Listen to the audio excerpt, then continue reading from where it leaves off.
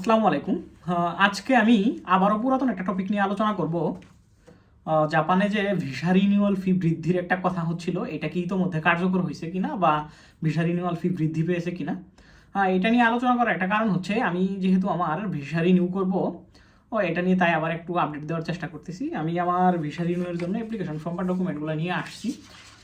এই জায়গায় দেখেন আমার গাক্ষ থেকে যে ফর্মটা দিছে, আপনারা একটু কাইন্ডলি দেখেন। এটাতে মূলত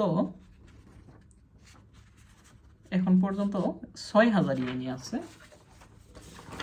তার মানে এই পর্যন্ত এটা রিনিউয়াল ফি বৃদ্ধি কার্যকর হয় নাই, হয়তো বা ভবিষ্যতে হবে। আমার ভিসা অ্যাপ্লিকেশনের জন্য মূলত ভিসা রিনিউয়ালের জন্য ৬,০০০ ইয়েনি লাগতেছে, প্রাথমিক অ্যাপ্লিকেশনের জন্য বাড়তি ৬০০ ইয়েন লাগতেছে, মানে ৬,৬০০ ইয়েন টোটালে লাগতেছে।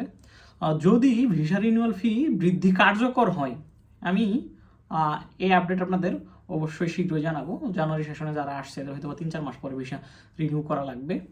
প্রতিনিয়ত এই ধরনের আপডেট পেতে আমাদের পেজের সাথে থাকুন। ইউটিউব চ্যানেল থেকে হলে সাবস্ক্রাইব করুন, আর ফেসবুক পেজে হলে ফলো করুন। আসলে ভিসা রিনিউয়াল ফি এখনও বৃদ্ধি কার্যক্রম হয় নাই, ভবিষ্যতে হইতে পারে, এটা নিয়ে কথা বলবো পরবর্তীতে। ধন্যবাদ। আসসালামু আলাইকুম।